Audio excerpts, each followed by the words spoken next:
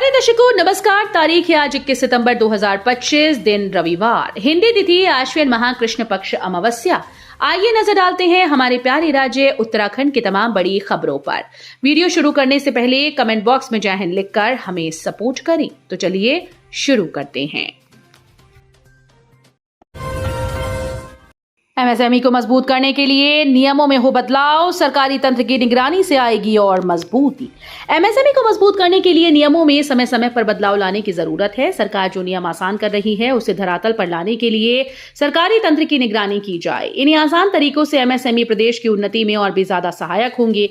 ये बातें अमर उजाला के एमएसएमई फॉर भारत के मंच पर मंथन में उद्योगपतियों ने कही। उन्होंने प्रदेश में भविष्य के एमएसएमई पर भी चर्चा की और इसकी चुनौतियों पर भी। कार्यक्रम में बतौर मुख्य अतिथि आए सिडकुल के एमडी सौरभ गहरवार ने सरकार की पहल को बताया। उन्होंने नियमों में भविष्य के बदलाव पर कहा कि हमने यानी शासन से ज्यादा नियमों की जानकारी उद्योगपति रखते हैं।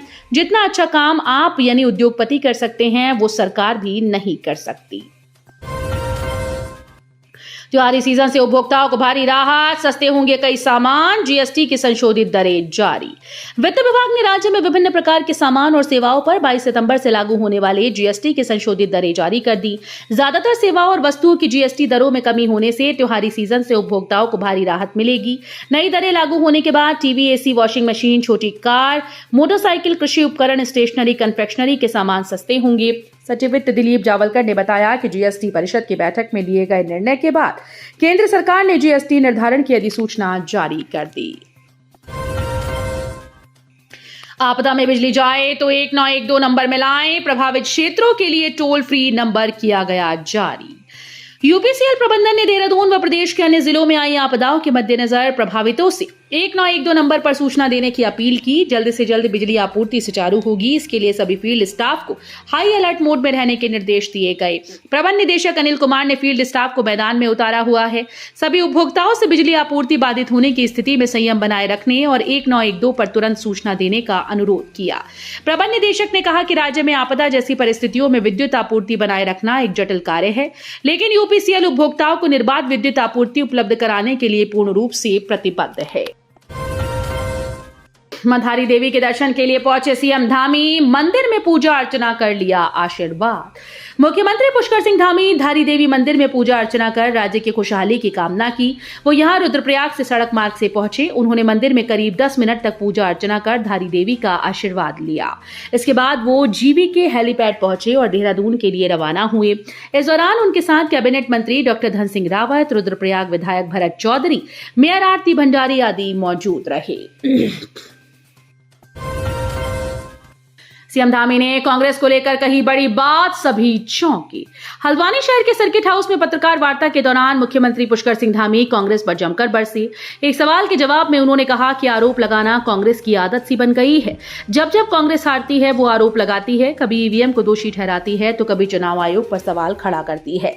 आरोप कोई भी लगा सकता है, लेकिन उसका प्रमाण जरूरी है।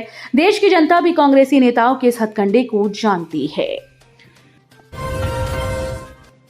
हल्द्वानी में जल्द बनेगा आईएसबीटी, सीएम बोले निर्माण में आ रही बाधाओं को किया जा रहा दूर।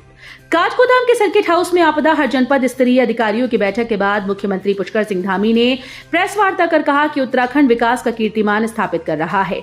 इस कड़ी में हल्द्वानी में आईएसबीटी का भी जल्द निर्माण कराया जा रहा है। इसके निर्माण में जो बाधा आ रही थी उसे दूर किया जा रहा है। उन्होंने कहा कि हल्द्वानी की ये सबसे बड़ी मांग रही है, इस पर सरकार ने गंभीरता से विचार किया है। कैचीधाम जाने वाले वाहनों की जाम की समस्या पर उन्होंने अधिकारियों को भवाली बाईपास निर्माण में आ रही कमियों को दूर करने का निर्देश दिया। सीएम धामी ने कहा उत्तराखंड में जल्द लागू होगा स्पोर्ट्स लेगेसी प्लान। उत्तराखंड को खेल भूमि के रूप में स्थापित करने के लिए सरकार स्पोर्ट्स लेगेसी प्लान लागू करने जा रही है। इसके तहत 8 प्रमुख शहरों में 23 खेल अकेडमीज की स्थापना की जाएगी। इसमें हर साल 900 विश्व स्तरीय एथलीट और 1000 अन्य खिलाड़ी उच्च स्तरीय प्रशिक्षण प्राप्त करेंगे। मुख्यमंत्री पुष्कर सिंह धामी ने यह बात गोलापार अंतर्राष्ट्रीय स्टेडियम में एशियन कैडेट कप के शुभारंभ के दौरान कही। गोलापार में फेसिंग के under 17 tournament Asian cadet cup का उद्घाटन करते हुए कहा कि देश में पहली बार एशियन तलवारबाजी की मेजबानी का अवसर देवभूमि को मिला है। ये उत्तराखंड के लिए गौरव की बात है। देहरादून में हुई उच्च स्तरीय बैठक, इस अहम प्रस्ताव को मिली मंजूरी। उत्तराखंड शासन ने बागेश्वर के ऐतिहासिक झूला पुल के जीर्णोद्धार को मंजूरी दी। इस 113 साल पुराने पुल का 180.63 लाख रुपए की लागत से जीर्णोद्धार होगा। प्राप्त जानकारी के अनुसार मुख्य सचिव की अध्यक्षता में हाल ही में देहरादून में हुई उच्च स्तरीय बैठक में इसे मंजूरी दी गई। किसी अन्य मद से धनराशि उपलब्ध न होने के कारण इस कार्य के लिए 180.63 लाख रुपए की धनराशि मिसिंग लिंक फंड से उपलब्ध कराने पर सहमति बनी। ग्राउंड जीरो पर सीएम धामी आपदा प्रभावितों के आंसू पोंछे, बंधाया ढांढस, हर मदद का दिया भरोसा। आपदा के बीच मुख्यमंत्री धामी ग्राउंड जीरो पर डटे हुए हैं। सीएम चमोली आपदा प्रभावित क्षेत्र नंदानगर पहुंचे। यहां आपदा के हालात का जायजा लेने के दौरान ही वो आपदा प्रभावितों से मिले। इस दौरान अपनी व्यथा सुनाते हुए एक महिला रो पड़ी। सीएम ने आपदा पीड़ितों के आंसू पोंछे, ढांढस बंधाया और हर संभव मदद का भरोसा दिलाया। मुख्यमंत्री पुष्कर सिंह धामी चमोली आपदा प्रभावित क्षेत्र नंदानगर पहुंचे। यहां वो आपदा राहत बचाव कार्यों का स्थलीय निरीक्षण किया। कांग्रेस की एक ऐसी महिला जिसने सीएम धामी का इस कपड़े में किया विरोध। हल्द्वानी शहर के गोलापार स्टेडियम के कार्यक्रम के बाद सर्किट हाउस में समीक्षा बैठक करने पहुंचे मुख्यमंत्री पुष्कर सिंह धामी का विरोध करने की कोशिश में पुलिस ने यूथ कांग्रेस की राष्ट्रीय सचिव मीमांसा आर्य सहित 6 कांग्रेसियों को हिरासत में ले लिया। उन्हें हल्द्वानी ले जाकर छोड़ा गया। इसके पहले कांट गोदाम थाने के पास इन्हें रोका गया तो कांग्रेसियों ने धामी गो बैक के नारे लगाए और काला कपड़ा लहराया। पालतू कुत्ते के काटने से गाय बछड़े की मौत, पोस्टमार्टम में हुआ बड़ा खुलासा।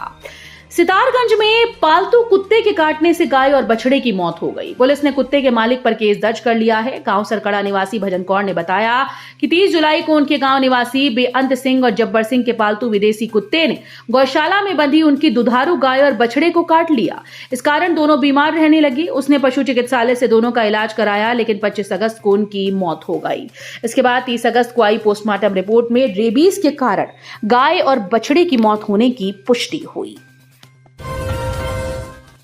उत्तराखंड में दिल दहला देने वाली घटना, 2 दोस्तों की एक साथ दर्दनाक मौत, इस हालत में 2 शव बरामद, फैली सनसनी। जनपद हरिद्वार के मंगलौर से दिल दहला देने वाली घटना सामने आई, जहां 2 दोस्तों की एक साथ मौत की सूचना मिली। मामला यह है कि दोनों का शव अलग अलग गांव में पेड़ से लटका मिला। इस घटना के बाद पूरे इलाके में सनसनी फैल गई। मिली जानकारी के अनुसार यह घटना मंगलौर से सामने आई, जहां 2 दोस्तों की दर्दनाक मौत हो गई। सूचना पर पहुंची पुलिस ने शवों को कब्जे में लेकर पोस्टमार्टम के लिए भेज दिया है। बताया गया कि घटना के एक दिन पहले ही दोनों लापता हुए थे। मृतकों की पहचान मन्ना खेड़ी निवासी 20 वर्षीय शुभम और आकाश के रूप में हुई। प्रथम दृष्टया मामला आत्महत्या का माना जा रहा है। कारणों का पता लगाने में पुलिस जुटी हुई है। उत्तराखंड रोडवेज की बस में लगी भीषण आग, दूर दूर तक ऊंची आग की लपटें, मची अफरा तफरी। उत्तराखंड रोडवेज की बस में भीषण आग लगी है। गनीमत रही कि हादसे में किसी के हताहत होने की सूचना नहीं। बताया गया कि उत्तराखंड रोडवेज की बस दिल्ली के लिए रवाना हुई थी, तभी ये हादसा हुआ।